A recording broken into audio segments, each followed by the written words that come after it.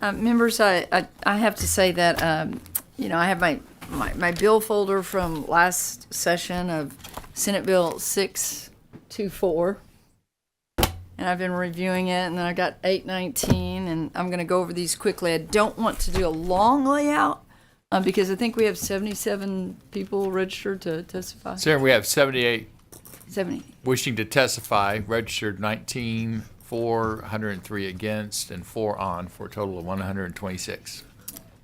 So, witnesses. This is almost like a Health and Human Services bill. So, I one of the things that I gleaned from my folder from last year, I found a Post-it note that I wrote to myself, and I said conservation groups versus environmental groups. And I think when I laid it out last year, I said the most curious thing to me is that this bill pits conservation groups that are for it versus environmental groups that are against it, which is always perplexing to me that they're not on the same side. Now, 2 years later, I think I understand why they're not on the same side. I'm so glad that all the suits have joined us. So for you that can't see it on the camera, we have probably, 70 suits in the back of the room, which means this is heavily lobbied. I innocently bring this bill from Senate District 18 and for all rural folks out there across the great state of Texas.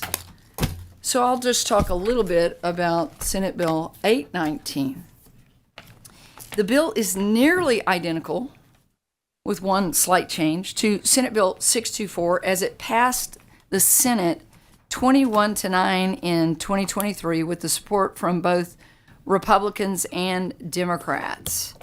I will say that over the interim, we attempted to work with the interested parties. And there's several things that happened in the interim, but I will, give a shout out to the solar industry who worked with us. Obviously, the landowners, we got a lot. Can't say that for wind. Didn't get any input from wind. Met with them this week. Still no input from wind. As an example, Mr. Chairman and members, in my district in Fayette County. It's Fayette County. It's not on the bluff. It's not in West Texas. It's in Central Texas. There was a proposed wind project. I couldn't even believe it when I heard it. I was talking to Jimmy Kolkhorst on the back porch. And I said, Jimmy, he goes, what are you working so hard on? And I go, oh my gosh, there's a wind farm proposed in Fayette County. And he literally looked at me and said, the wind does not blow enough in Fayette County to justify a wind farm. We have grown up, we are born and raised in these areas, and it doesn't justify it. And I go, yeah, I know. And then I said, but Jimmy, there's tax credits out there. And he kind of shook his head. And I said, and they're going to go 600 feet in the air.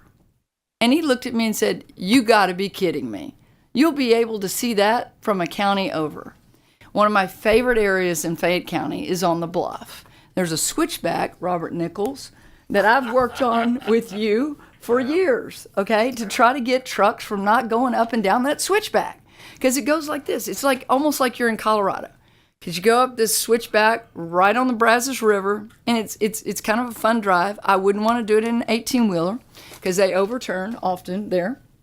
You get up to the top, and it's called the Bluff.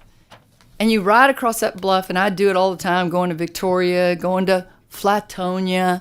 I drive that road all the time, 77.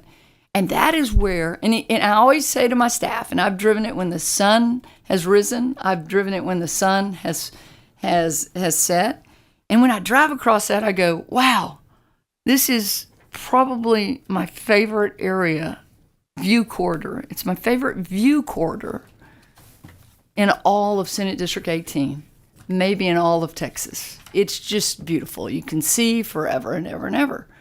And so when this wind farm was proposed there, I go, I can't believe that. Well, today you're going to have 100, how many, Mr. Chairman, against the bill? Registered against is 103, but you have 78 testifying. Registered for is 19. Okay. So let me put that in perspective for everybody that's listening. Go, man, we're going to tank this bill. Well, let me tell you what happened on a Sunday afternoon in Fayette County. There were about 400 people that showed up in a little rural hall to fight that wind farm. And so today, when you testify, you need to say where you're from. And I'm going to guess you're from a city. I'm going to guess that most of you are from Austin. That's what I'm going to guess. And you heard on Senator Schwartner's very excellent bills that if you accept an amendment to preempt any city from having any safeguards of a wind farm, a battery farm, or a solar farm. Because what is good for Texas needs to be good for all of Texas. Everywhere. If it's so good for Texas. Now, we lead the nation in wind. I believe we're second in solar, but I think the testimony is we have 70 megawatts coming on. I believe that will put us number one in solar. So we're number one in solar and we're number one in wind after all this comes to fruition. But yet I look at all of this siting requirements across our great nation, and the only place that we have any siting requirements are within our cities. That's the only place. And again, who needs more electricity right now? The cities, the urban centers.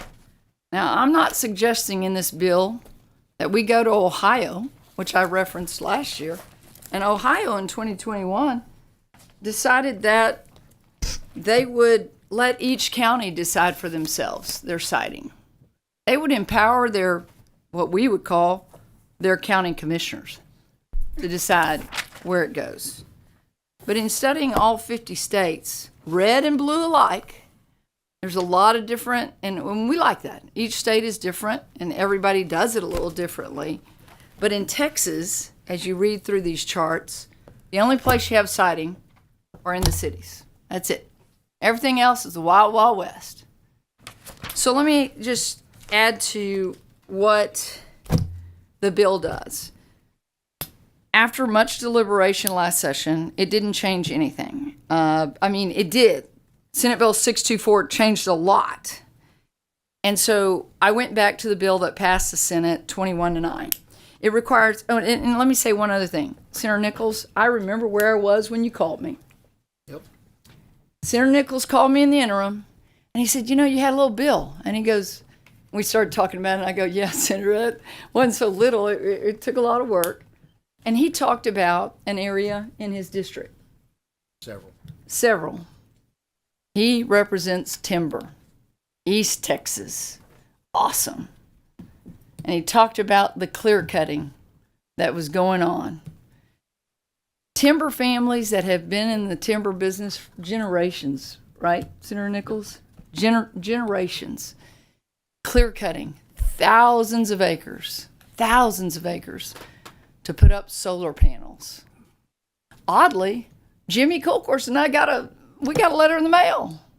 I cannot tell you how much they were going to pay us to put solar panels all over our ranch in Freestone County. We chose, obviously, not to do that. We didn't even respond to it. But, Senator Nichols, one of the things that you said to me was, I get why they did it, if they got the amount of money that they said they got. But he said, we'll never replace those thousands. I think it was 7,000 acres. One project. So here's what this bill does. It doesn't stop that. It really doesn't.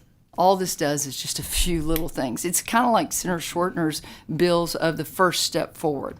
It requires setbacks unless waived by the adjacent property owner for solar installations of 200 feet from a private residence and 100 feet from a property line, and for wind installations 3,000 feet from the property line. Requires public meetings to be held for each project with notice of those meetings. Requires decommissioning in the form of surety bonds.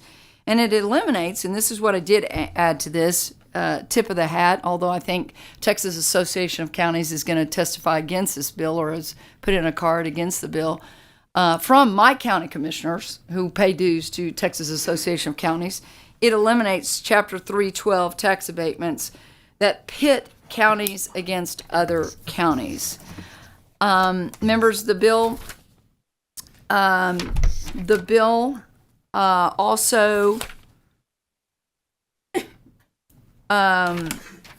would, I think that's the major background of that, in that I could go through it line by line, but I will just say this.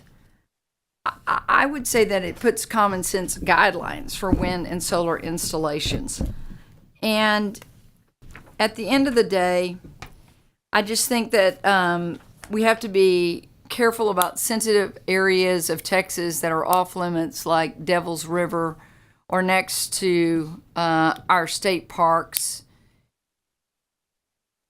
And, you know, I'm going to listen today. I really am going to listen today. But I want y'all to be super sensitive, to think about the common sense approach and why Texas, who leads the nation in wind, and we will lead the nation in solar when all those projects come online, really have nothing, no siting anywhere except for in our cities, which are allowed through statute to do their own zoning. Mr. Chairman, I have a line-by-line layout, and I'm happy to do that, but I think y'all heard it last time.